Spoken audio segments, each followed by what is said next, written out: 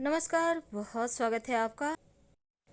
हमारे घर की रसोई बस ये समझ लें कि पूरे घर के वास्तु को कंट्रोल करता है। आपके घर में कितनी खुशियाँ आएगी, कितने तकलीफ आएंगे, कितने बच्चे तरक्की करेंगे, पति का प्रमोशन होगा, व्यवसाय में उन्नति होगी, सब रसोई के ही अंदर छिपा है। क्योंकि रसोई आपके भाग्य को बदल सकता है। तो आज हम रसोई की रोटियां और तवे की ही बात करेंगे। देखिए, सनातन धर्म में अतिथि को भगवान कहा गया है। और पहले के घर में जब रोटियां बनती थी ना, तो एक दो ज़्यादा ही बनती थी, लेकिन अब लोग गिनकर बनाने लगे हैं। लेकिन क्या आपको पता है कि गिनकर रोटियां नहीं बनानी चाहिए। जब रोटियां गिनकर बनेंगी तो खिलाई भी गिनकर जाएंगी। ऐसे में लोग, देखिए अब आधुनिक दुनिया है, सब कुछ महंगे भी हैं और लोग गिनकर ही खाते हैं, ज़्यादा खाते भी नहीं कि मोटापा बढ़ जाएगा। तो ठीक है, अच्छी बात है, लेकिन आपके जीवन पर रोटी का गिनना अच्छा नहीं माना जाता, इसका प्रभाव शुभ नहीं माना जाता। क्योंकि कुंडली के शुभ ग्रहों को के असर को कहता है कि रोटी अगर आप गिन के बनाते हैं तो गड़बड़ हो सकता है, घर की सुख शांति समृद्धि को नज़र लग सकता है और आपके घर के लोगों के स्वास्थ्य पर असर पड़ता है। क्योंकि रोटी का संबंध ग्रहों से है। कैसे? देखिए, रोटियां पकाने को लेकर हमारे ज्योतिष में, वास्तु में कुछ बातें कही गई हैं। फिर हम तवे पर भी आते हैं। अब देखिए, कहता है कि घर के सदस्यों के भोजन के लिए आप जितनी भी रोटी बनाते हैं, हमेशा एक दो ज़्यादा बनाएं। अब आप सोचेंगे इतना क्यों? कहने का तात्पर्य एक्स्ट्रा बनाइए, बच जाता है तो गाय को, कुत्ते को दे दीजिए। क्योंकि पहली रोटी पर गाय का अधिकार है और अंतिम रोटी पर कुत्ते का। तो अब ये तो हो गई, लेकिन सनातन धर्म में जो अतिथि है ना, उसको भगवान कहा गया है। तो पहले के घर में जो भी मेहमान आते थे तो घर में बरकत रहती थी, लोग एक्स्ट्रा रोटी बनाते थे। अब लोग नहीं बनाते हैं। अब आप सोचेंगे लोग अब के ज़्यादा सुखी हैं पहले की अपेक्षा। सुखी हैं पर सुकून नहीं है, सुकून नहीं है। अन्नपूर्णा की कृपा रहती है अगर घर में आप रोटियां ज़्यादा बनाते हैं, और गिन कर मत बनाएं।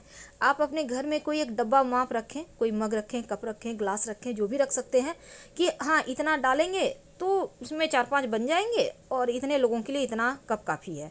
तो ये अमूमन आप एक अंदाज बना लें और फिर उसी से निकाल कर आटे को रोटियाँ बनाएं, तो वो आपके लिए ज़्यादा अच्छा है। आपको गिनती भी नहीं करना पड़ेगा, एक माप हो जाएगा कि इसमें इतना रोटियाँ बनती है। और आप रोटी को एक्स्ट्रा तो बनाना है, लेकिन गिन के मत बनाइएगा। दूसरा, जो भी आटा बचा हुआ है फ्रिज में रख देते हैं आप, फ्रिज में बिल्कुल भी ना रखें। और वैज्ञानिक भी कहते हैं कि जो पैदा हुई बैक्टीरिया है जो आपने फ्रिज में रखा है, ये आपके लिए सही नहीं है, बीमारियों को बढ़ाता है। और ज्योतिष भी यही कहता है कि बचा हुआ आटा फ्रिज में रख देते हैं तो ये पिंड के समान हो जाता है। दूसरी बात, जब आप आटा गूंथती हैं तो एकदम से गोल नहीं, कभी नहीं गूंथिए। उसमें आप मुट्ठी का, अंत में जब आप आटा को मसल लेती हैं तो मुट्ठी का, बंद मुट्ठी का ऐसे करके आप, या उंगलियों का दाग दबा दीजिए ताकि वो आपके लिए रहे, ना कि मृत व्यक्तियों के लिए। इसका ध्यान रखिए। अब देखिए, रोटी का जो संबंध होता है ना, सूर्य और मंगल से है। रोटी हमें ऊर्जा देती है, पॉजिटिव एनर्जी देती है। लेकिन अगर आप बासी आटे से रोटी बनाते हैं तो आटे में जो बैक्टीरिया पैदा हुआ है, जो फंगस है, जिसके कारण रोटियां ज़्यादा फूली फूली हुई नज़र आती है, तो राहु का संबंध इससे हो जाता है। और जब आटे में फफूंदी आ जाते हैं, यानी कि वो बहुत ज़्यादा हो जाते हैं, तो क्या होता है ना, राहु एक्टिव हो जाता है। तो अगर ऐसा आटा बच भी गया है तो रोटी बनाकर कुत्ते को खिला दें, ताकि आपके जीवन में आकस्मिक मुश्किलें ना आए। क्योंकि राहु जब भी देता है आकस्मिक रूप से मुश्किलों को देता है। तो ऐसे रोटी कुत्ते को दें। और जो ये रोटी है ना, अब जैसे कि अगर आपकी ये बासी आटे की रोटियां हैं, अगर आपके घर में लोग खाने लगते हैं बासी आटे की रोटी, तो वो तेज़ आवाज़ में बात करते हैं, यहाँ पर राहु एक्टिव हो जाता है। तो ऐसे में क्या होता है ना, झगड़े, लड़ाई, वाद विवाद की संभावना बढ़ जाती है। तो घर में अगर आप शांति चाहते हैं तो बासी आटे की रोटियां घर के लोगों को भूल कर भी बनाकर ना खिलाएं, नहीं तो आपके जीवन की मुश्किलों को बढ़ा देगा। ये तो थी रोटियों के बारे में। लेकिन क्या आपको पता है, गर्म तवे के साथ कुछ ऐसे कार्य हैं जो नहीं करना चाहिए। उसके बाद हम जानेंगे कि रोटी बनाने के पहले तवे पर क्या डालते हैं। देखिए, गर्म तवा पर पानी नहीं डालना चाहिए। आखिर क्यों? इसके पीछे भी एक वजह है। देखिए, हिंदू धर्म में बहुत सी ऐसी बातें हैं जिसके पीछे कोई ना कोई तर्क नहीं होता, लेकिन फिर भी सदियों से हम अपनी परंपरा को मान रहे हैं, निभा रहे हैं। तो आप घर में अक्सर सुनते होंगे कि गर्म तवे पर पानी मत डालो, तवा को साइड में रखो, ठंडा होने दो, चूल्हे के नीचे मत रखो, हमेशा तवा को चूल्हे के दाहिने साइड रखो। अब हम वास्तु शास्त्र की माने तो गर्म तवे पर पानी नहीं डालना चाहिए, क्योंकि अगर हम ऐसा करते हैं तो गर्म तवे पर पानी डालने से मूसलाधार बारिश होती है, ऐसा हमारा धर्म कहता है, जो तबाही का कारण बनती है, यानी बेवजह जीवन में परेशानी आती है।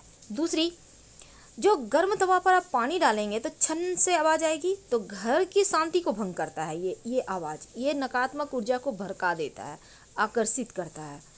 तीसरी बात, तवे पर पानी अगर गर्म तवे पर आप डालते हैं तो आप देखिएगा लगातार आप 2-4 दिन डाल के देखिए, घर के लोगों का स्वास्थ्य बिगड़ जाएगा, इसलिए ऐसा भूल कर भी मत कीजिए।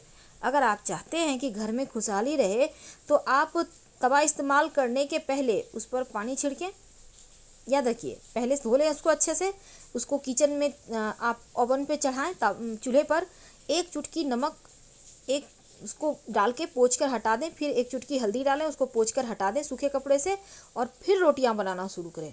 और जो नमक छिड़केंगे ना, इससे क्या होगा, नमक माँ लक्ष्मी का रूप माना जाता है, ऐसा करने से घर में अन्न धन की कमी नहीं होगी। और तवे को हमेशा साफ करके रखिए, ये नहीं कि गंदा तवा है रख दिए, क्योंकि तवा राहु का प्रतिनिधित्व करता है, और वास्तु कहता है कि तवे को किचन में हमेशा ऐसी जगह रखना चाहिए जहाँ से बाहरी व्यक्ति को ना दिखे, यानी छिपाकर। तवे को कभी भी उल्टा मत रखें, लेटाकर ना रखें, यानी कि उल्टा आप रख देते हैं ना वैसे नहीं रखें, बल्कि आप तवे को स्टैंड में अच्छे से संभाल के उसको सजा कर रख दें, पर कहीं कवर करके ढक कर रखें, वरना राहु दोष बढ़ेगा, मुसीबत जीवन में आएगी। तो ऐसे करने से आप बचिए। तो ये थी सिंपल तरीका जो आपकी मुश्किलों से आपको बचाए रखेगा, और हमने बताया कि तवा का प्रयोग कैसे करें। अब दूसरी बात, कई बार लोग पूछते हैं कि बहुत सारे प्रयोग किए जाते हैं तवा के, वो कैसे करें। अब देखिए, हम एक छोटा सा प्रयोग बता देते हैं आपको। वैसे तो तवे को लेकर बहुत सारे प्रयोग हैं, लेकिन एक छोटा सा प्रयोग जान लें। उल्टा तवा, तो जब आप रोटी बनाते हैं उसके पहले या फिर रात में सोने के पहले ये प्रयोग कर सकते हैं। जैसे रोटियां बना ली आपने, अब उसके बाद जो है ना, तवे को हाथ में ही हल्का सा उल्टा कर लें, हाथ में ही, याद रखिए। अब इसके पीछे में 2 लौंग रख के सेक लीजिए। ये प्रयोग शनिवार रविवार को कीजिएगा, किसी भी एक दिन सप्ताह में, ज़्यादा आपको नहीं करना। तो ये जो लौंग आपने सेका, अगर लौंग चटक गया तो समझिए दुश्मन आपका शांत हो गया। अगर लौंग नहीं चटका है तो लगातार कुछ शनिवार करते रहें। जिस दिन लौंग चटक गया मतलब आवाज़ करेगा पट से, यानी अंदर से उसका तेल उड़ जाएगा, और वो पट से आवाज़ करने का मतलब होता है कि आपका शत्रु शांत, आपकी मुश्किलें कम हो जाएगी। सिंपल सा प्रयोग है, पर आप कर सकते हैं। साथ ही एक और बात का ध्यान रखिएगा कि तवे पर बहुत बार क्या होता है, रोटियां बनाई, तवा गर्म है, चलो सब्जी उसमें ही गर्म कर लेते हैं, या फिर कुछ सब्जी आप बना लें, ऐसा भूल कर भी ना करें। तवे पर सब्जी नहीं बनाना चाहिए, क्योंकि वो जो या फिर आप गर्म भी नहीं कर सकते हैं, ये नियम ही नहीं है। कई बार बर्तन गंदे होने के कारण भी लोग तवे पर कर लेते हैं, पर ना करें। माना जाता है तवे पर सब्जी बनाने से राहु कुपित हो जाता है।